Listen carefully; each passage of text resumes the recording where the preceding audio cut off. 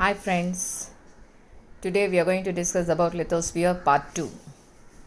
Previous class we discussed about lithosphere part 1, endogenetic process. That means internal processes. We have discussed about the structure of the earth, about the types of rocks, igneous, metamorphic and sedimentary rocks, and the earthquake, volcanoes part. Today we are going to discuss about exogenetic process, that is external. What is lithosphere? It is the solid outer part of the earth. Okay, it's a land, solid outer part of the earth. Now, in this chapter, we are going to discuss about to comprehend the various external processes of the earth. To study the different types of weathering and the resultant features. To learn how the weathered materials are transported by the movements. To study about the erosional and depositional landforms features associated with the rivers, underground water, glaciers, winds and waves. Let me start with the introduction. The earth is a dynamic system that undergoes various changes due to internal and external processes. The continuous interaction of these two processes controls the structure of the earth's surface. The external processes or the consequence of solar energy and gravitational forces, whereas the internal processes are an outcome of the Earth's internal heat. Internal heat, that is about the endogenetic one. Now, exogenetic process, it's further divided into how many types? There are two types, weathering and mass movement. Another one is gradation. Weathering is further divided into three. One is a physical weathering, chemical weathering, biological weathering. What is physical weathering? That we are going to see in detail. Chemical and biological. Gradation. I have two types, degradation and aggradation. The first point of view, first let you know that what is weathering. Weathering is the breaking, disintegration and decomposition of materials of the earth's crust by their exposure to atmosphere. What is weathering? Weathering is the breaking, disintegration and decomposition of materials of the earth's crust by their exposure to the atmosphere. Three types of weathering we have already discussed about physical weathering, chemical weathering and biological weathering. Look at that physical weathering.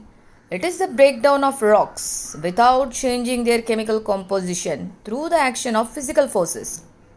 What are the physical forces? The constant freezing and thawing of rocks during the night and day. It leads to the expansion and contraction of rocks. Look at that, what happened. During the daytime you are facing too much of temperature and daytime little bit less. So due to this constant freezing and thawing of rocks during the night and day, which leads to the expansion and contraction of rocks. So automatically the cracks are formed and disintegration occurs eventually. So what are the types you are finding? Exfoliation, block disintegration, granular disintegration, etc. are the different types of weathering in the physicals. The first point of view, look at the rocks, how it is. The alternate heating and cooling on rounded rock surface leads to the peeling of rocks layer by layer like an onion. This is called exfoliation. Look at that. One layer above and another layer and coming down another layer. So like that. So this is called as a exfoliation. Sheeting and shattering are the other forms of the exfoliation. Granular disintegration. Granular disintegration takes place in crystalline rocks where the grains of the rocks become loose and fall out. This is due to the action of temperature and frost. Due to the high temperature and the frost, the granules, small particles, dust particles is just coming out and turning into holes. Block disintegration. Repeated expansion and contraction of rocks during day and night respectively. It causes stress on the joints of the rocks which results in block disintegrate, separate. Now chemical weathering. Chemical weathering, disintegration and decomposition of rocks due to chemical reaction is called chemical weathering. What is chemical weathering? Disintegration and decomposition of rocks due to chemical reaction is called chemical weathering. This is predominant very high in the hot and humid regions such as the equatorial, tropical and subtropical zones. Chemical weathering takes place through the process of oxidation, carbonation, solution and hydration.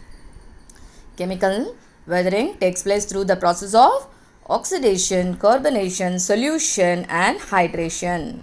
The agents of chemical weathering are, what are the agents returned to be as a chemical process? Oxygen, carbon dioxide, hydrogen and water. Look at the biological weathering. Biological weathering, which occurs due to the penetration and expansion of plant roots, earthworms, burrowing animals like rabbits, rats and some of the human activities also made to bring out the biological weathering. Look at the diagram for the biological weathering. Burrows of animals putting holes and going inside the earth. Okay, the surface of the top layer. The next point of view, we are going to discuss about the gradation. Gradation is the process of leveling of the land by means of natural agents like rivers, groundwater, winds, glaciers and sea waves. These agents produce various gradational relief features in due course of the time.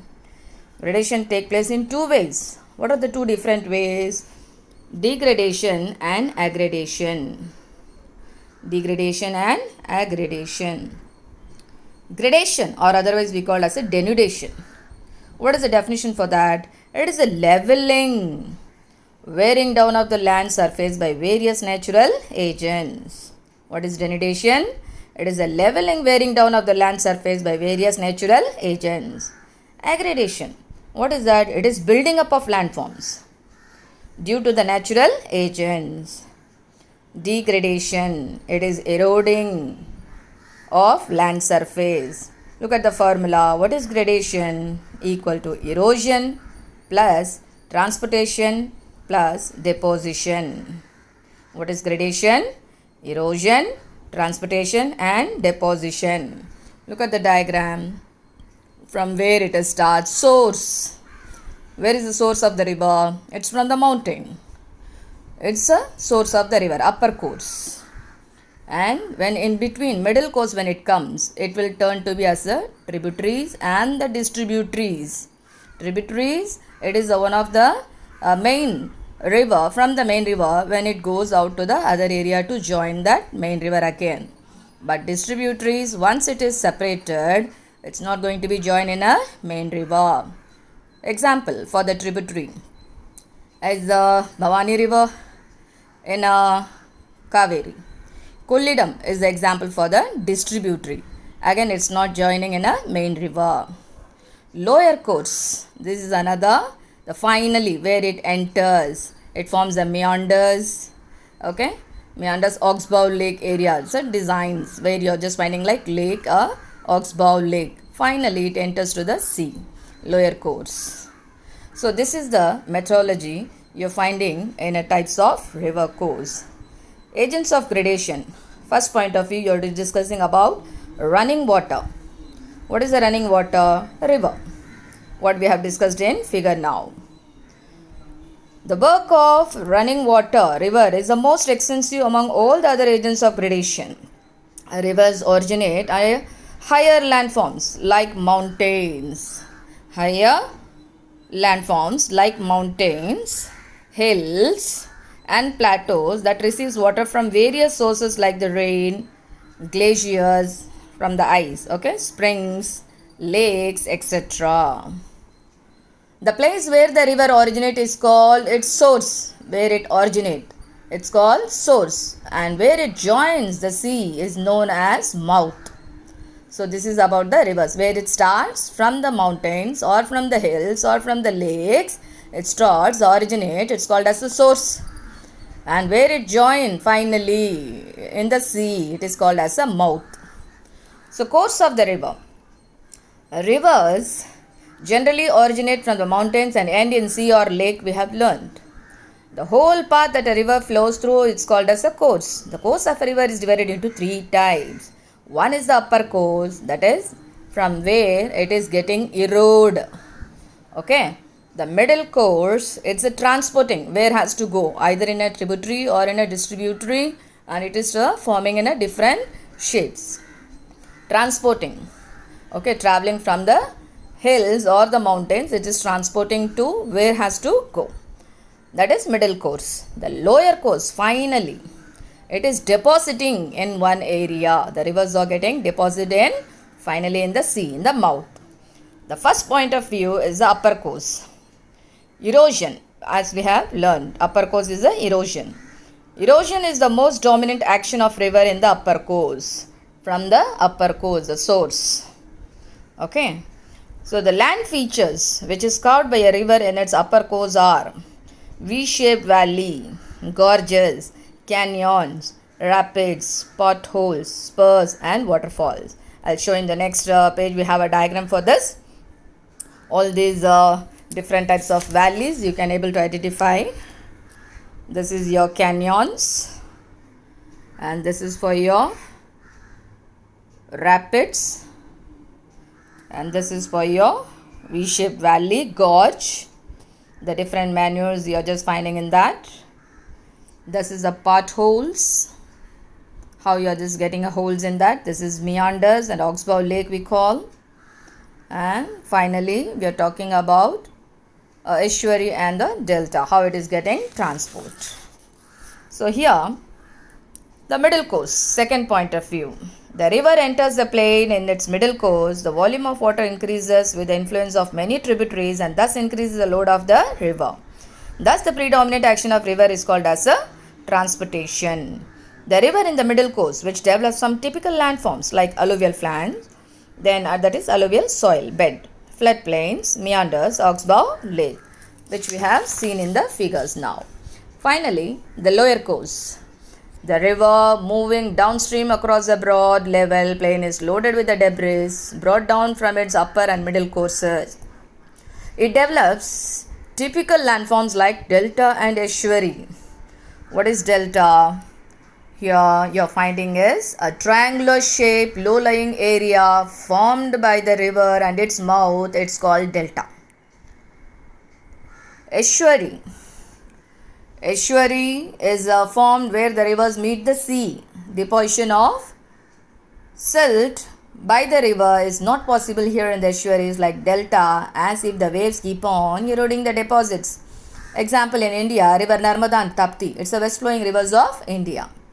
Now here we are discussing about tributary and distributary. What is tributary? A small stream that joined the main river. Example, river Bhavani in Tamil Nadu. Kaveri river. Distributary, river channels that separated from the main river. Example, river Kollidam. That is also a main part of the river Kaveri only, but it is not rejoining again. It is joining directly to the sea. Now erosional landforms of river, gorges and canyons. Look at this. This is the gorge and the canyon. Gorge means what? When the river flows through a mountainous region made up of hard rocks and it forms a valley with almost vertical sides called gorge. A deep gorge with steep sides that runs for hundreds of kilometers refers to as canyon. That is Colorado in Grand Canyon, Colorado in the USA, River Colorado. Then waterfalls. When a river flows in a region where hard rocks lie over soft rocks horizontally, the soft rocks get eroded quickly and the hard rocks projects outwards. Thus the river falls vertically from a steep slope to form a waterfall. Now look at shallow. Shallow fast flowing water in a stream, it's called as a rapid. What is rapid? Shallow fast flowing water in a stream is called rapid or river jumps. How the rivers are getting jumps in a shallow, in the over part, main region of this part. V-shaped valley. Look at that, the diagram. A V-shaped valley is formed by the vertical erosion of the river where the valley is deepened and widened. Look at this part, interlocking spurs. The source where it is from the mountains. Waterfalls where finally when it comes down. Okay, this waterfalls. Here they are forming a valley, V-shaped valley. It's a gorge. We're deepening and widening from the mountainous region. Then you're talking about potholes, meanders. As the river loaded with the debris, which flows slowly, it forms sweeping loops and bends, is referred to as the meanders. The same meanders, in a due course of time, which become almost a complete circle with narrow necks, this is turned to get abundant and forms a lake. That's called as an oxbow lake. It's an important question. It's one of your short answer. Please make a note. And finally, we have discussed about the entire potholes in oxbow lake. Now look at the depositional landforms of rivers, that is alluvial fan, estuary, delta, floodplain. Now we are discussing about karst topography. Groundwater is an active agent in limestone regions.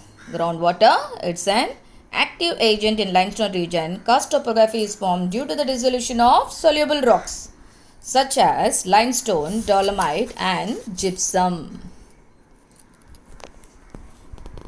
Karst areas in India: Guptadam Caves, Western Bihar, Robert Cave and Tapakeshwar Temple in Uttarakhand, Pandav Caves, Pachmari, Madhya Pradesh, Kutumsar, Batsar district in Chhattisgarh, Bora Caves of Vishakhapatnam, Andhra Pradesh. First we have seen about the depositional of the erosional landforms of river, depositional landforms of river, and finally it's completed with that gradation. Now, erosional landforms of underground water. Most of the erosion takes place due to the process of solution when rainwater mixes with carbon dioxide and enters into limestone region. It dissolves and destroys much of the limestone. As a result, landforms such as terra rossa, lapis, sinkholes, swallow holes, dolines, uolas, poljos, caves and caverns are formed. Here's the good example for the terra rossa. Red soil. Deposition of red clay soil on the surface of the earth is due to the dissolution of limestone, which contains in rocks. The redness of the soil is due to the presence of iron oxide. Why the soil is red? Due to the presence of iron oxide. And this is lapis. When the joints of limestone rocks corrugated by groundwater, long furrows formed, and these are called as a lapis. Sinkhole, a funnel-shaped depression formed due to the dissolution of limestone rock, and it's called as a sinkholes. Caves and caverns. Look at that. Caves are hollows that are formed by the dissolution of limestone. Okay, the rocks, when carbon dioxide in air turns into carbonic acid after its reaction with water, they vary in size and shape.